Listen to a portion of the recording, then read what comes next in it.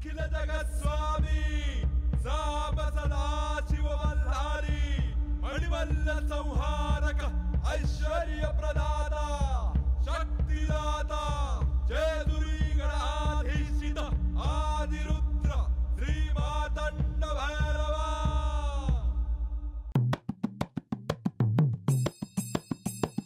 जय देवा जय देवा जय देवा जय देवा जय देवा जय शिव मातंडा।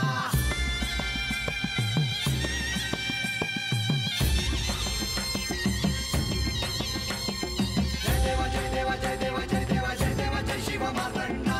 हरिवर्धन मल्हारी तुझी प्रचंडा।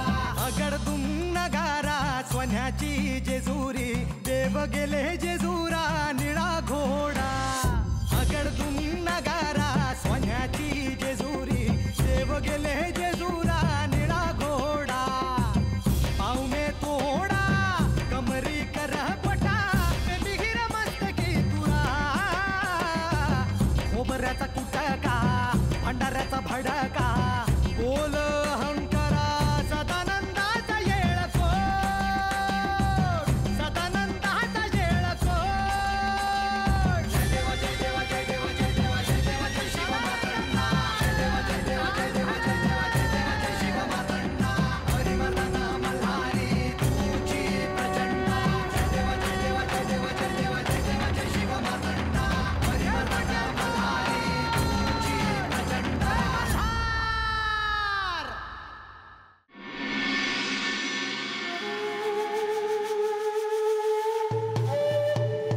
मी काय म्हणतो आजा, काहीतरी कामधंदा करावा। कशाला? काय काम धाम न करता बरं चाललंय की आपलं? हे बरं चाललंय की, देवानं जो सोन्याचा हांडा दिला होता त्यातलं सोनं संपलंय कावाच। हे रांग्या, हे काय तू बरोबर केलं नाही बस। हा? देवानं काय सांगितलं होतं तुला? काय? एका हंड्याचे 7 हंड कर, हा? म्हणजे कष्ट कर। हा भाई बाबा तीच जमाना। हा मग काम कसं करणार? आपल्या बानूला सांगतो आणि गाडावं लागतो की कामाला। बघा, नाहीतर मला काम करायला लागायचं। हे खुळी आहेस का? मी असताना तुला काम करू दिन वय? हे पोरी, तू नग काळजी करू। हा अगं म्या हाय। काय रे रंगे, एकदम कामच कसं काय सुचलं तुला? हाय का आता? आख्यानं मध्ये काय ऐकलं का भगीरथानं सर्गातनं गंगा आणली पृथ्वीवर? साधी गोष्ट आहे का? मला सांगा, साधी गोष्ट आहे का?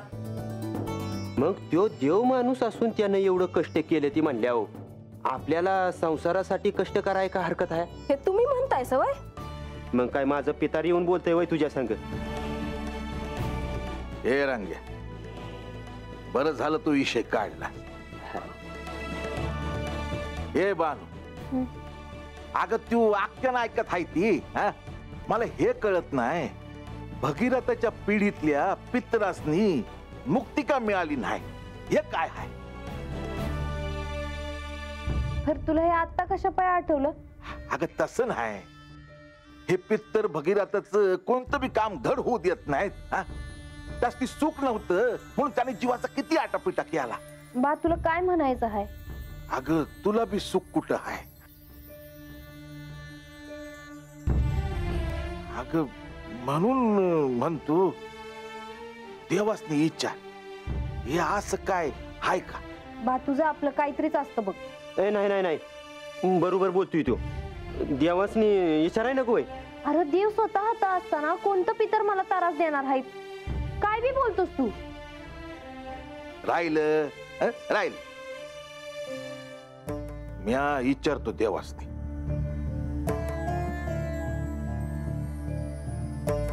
तुला विचारशील रे बा, पर देव तरी हत यायला पाहिजेत ना?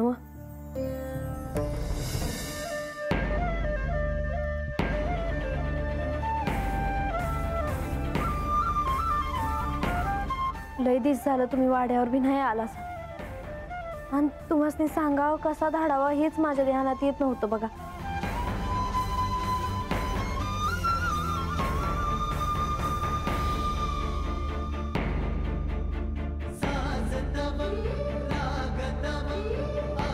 मला जायला हवं। हो कुठे? बानूकडे.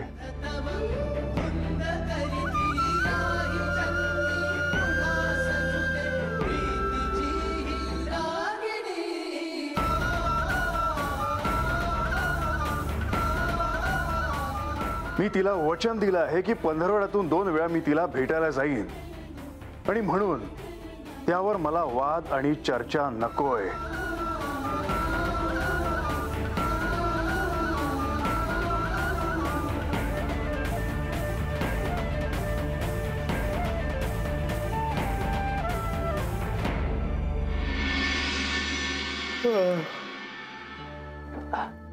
चला पडावं म्हणतोय, लय रात झाली. मी आता थांबते ह्यांच्या जवळ. आता तू हत थांबून काय करतीयस? जावा झोपा आता. अगं जेव.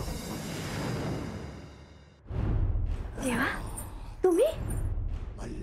तुमची आठवण काढली आणि तुम्ही आला. अजामेळ, तुझा नमस्कार मला पोहोचला. तुम्ही पण सुखी राहा. पण रंगा, सोन्याचा हंडा मात्र पुन्हा मागू नको, कारण तुला आता काम करायचे आहे. देवा, जी माझ्या मनात आहे ती तुम्हाला कळलं वय? वय अरे देवांचं ध्यान आहे आपल्यावर, मग त्यासनी कळणारच ना. हो तेव्हा लवकर गडावर काम करायला ये. वयजी.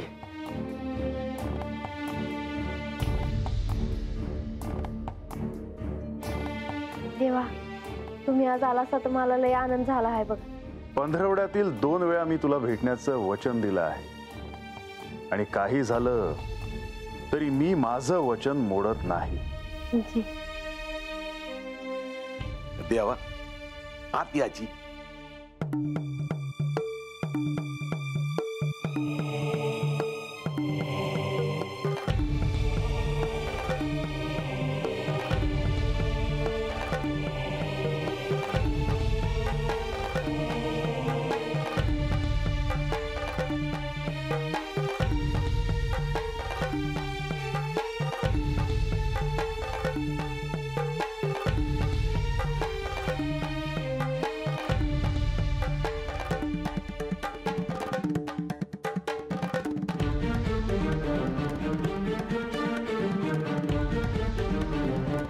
देवा बरं झालं तुम्ही आलासा. आजाला काहीतरी विचारायचं होतं तुम्हाला.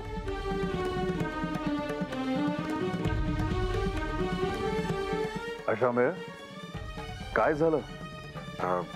म्हणजे कसं विचारू ते कळत नाही बघा.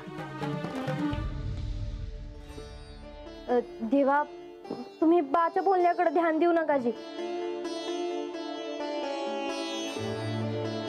अशामेळ, तुझ्यामध्ये असलेला एक पिता मला नेहमीच दिसतो. सांग, काय झालं? देवा, आख्यानात ते पितराचं काहीतरी सांगत होते बघा. म्हणजे मला एवढंच समजलं की पितरांना मुक्ती नाही मिळाली तर ते सुखाच्या आड येत राहतात म्हणे.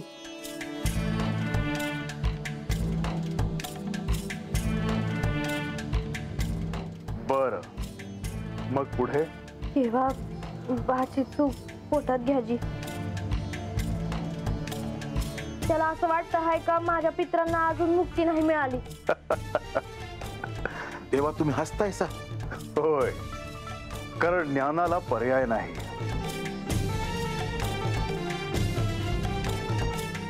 बर, मी आज असं काहीतरी करतो की जेणेकरून ते रहस्य काय आहे हे तुम्हाला कळेल.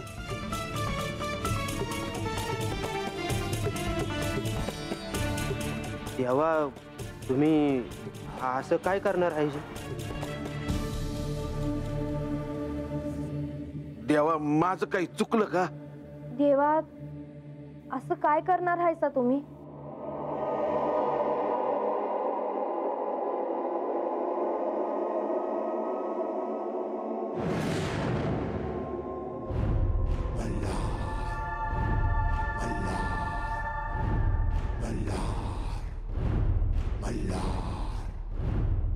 पंचमहाभूत ही माझीच प्रतिरूप आहेत. ह्या पंचमहाभूतांपैकी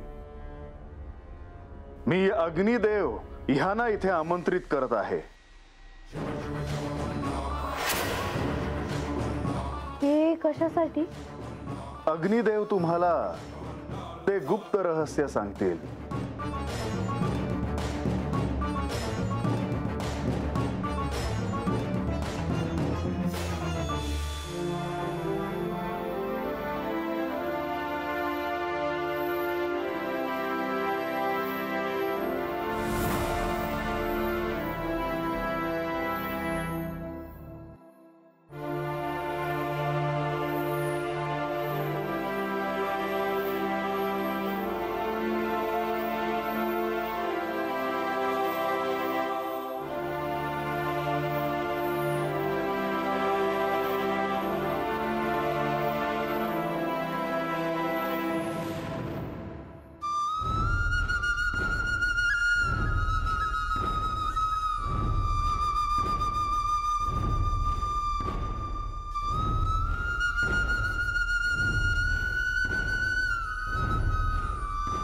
आज्ञा प्रभो.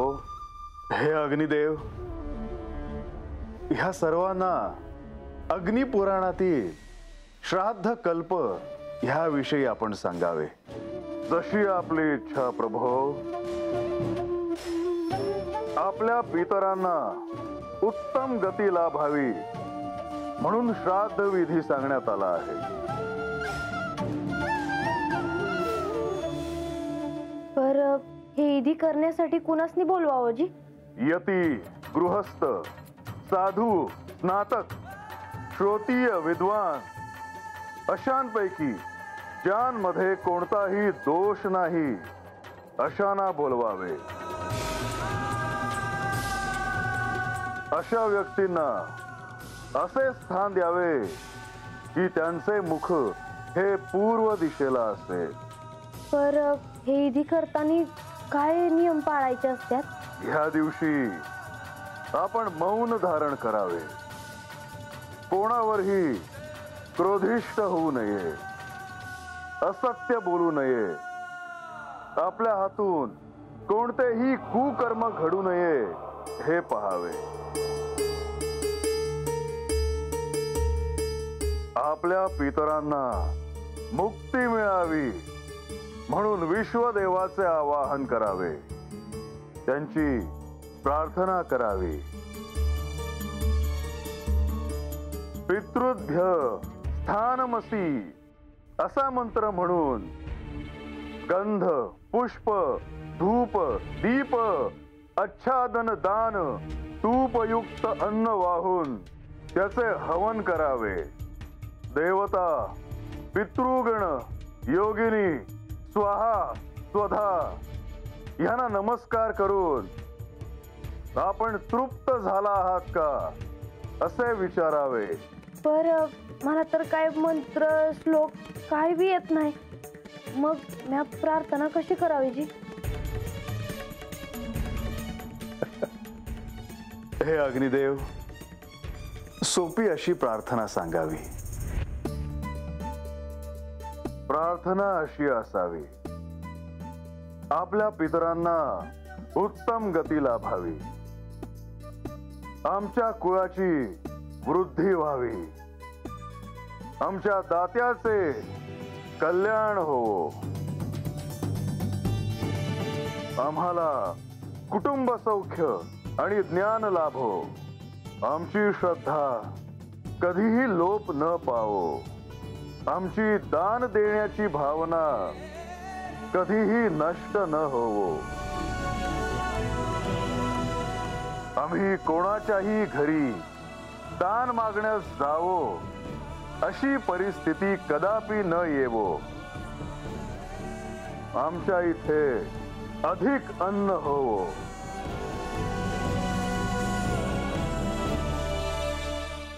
हे अग्निदेव, हा विधी कोणत्या तिथीला केल्यास काय लाभ होईल ते आपण सांगावे.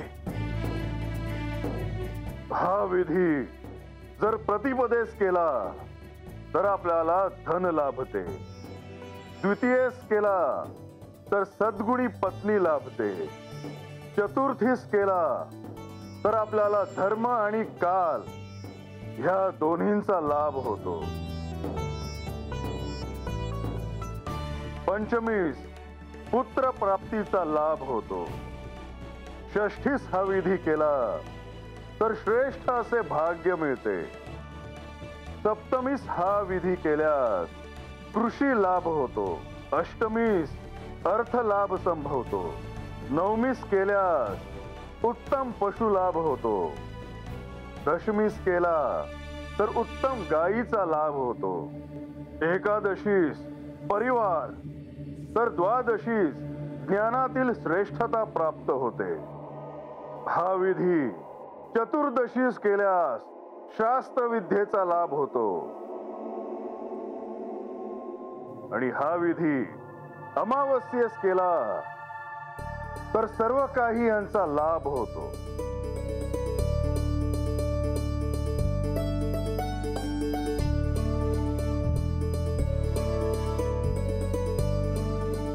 हे अग्निदेव, आपण प्रकट होऊन ह्या भक्तांना जे ज्ञान दिलं त्यामुळे हे सर्व भक्त तुमचे सदैव ऋणी राहतील. हे प्रभो, माझे कार्य झाले, आता आपली आज्ञा असावी.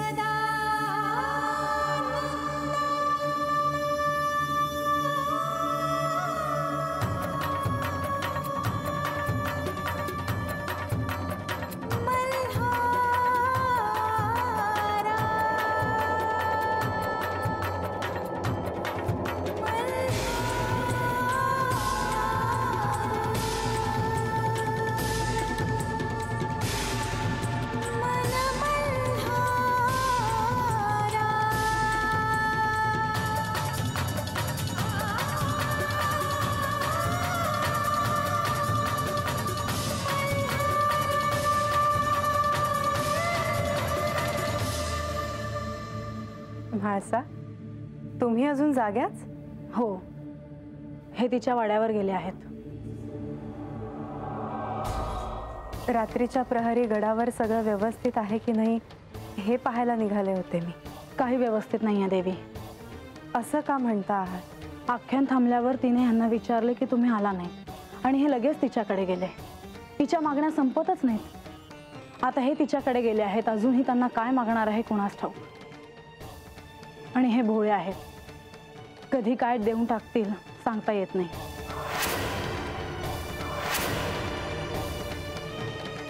माझा जीव नुसता कासावीस होतो आहे देवी. परंतु असं काही होईल असं मला वाटत नाही. तुम्ही आधी शांत व्हा. कार्तिकेय सुद्धा तिला भेटायला गेले होते. प्रत्येक गोष्टीत तिचा हस्तक्षेप आहे, तो कमी होतच नाही. परंतु कार्तिकेय जसे तुम्हाला भेटले तसेच ते तिला भेटले असतील. तेच मला नको आहे. कार्तिकेय यांना भेटण्याची इच्छा माझी होती, त्यात तिने वाटेकरी होण्याचं काहीच कारण नाही. परंतु कार्तिकेय तुम्हाला भेटले, त्यांनी तुम्हाला काय सांगितलं? हे अवतार कार्य समाप्त होऊ शकतं, तुम्हाला सारं कळू शकतं. कसं? तुम्ही पाणाईचा स्वीकार करावा. तुम्हाला सांगायचं नसेल तर राहू द्या, परंतु त्यांनी तुम्हाला जे सांगितलं ते महत्त्वाचं असावं असं मला वाटतं. कार्तिकेय यांनी मला सांगितलं की मी तिला स्वीकारावं. का स्वीकारू मी तिला? कशासाठी?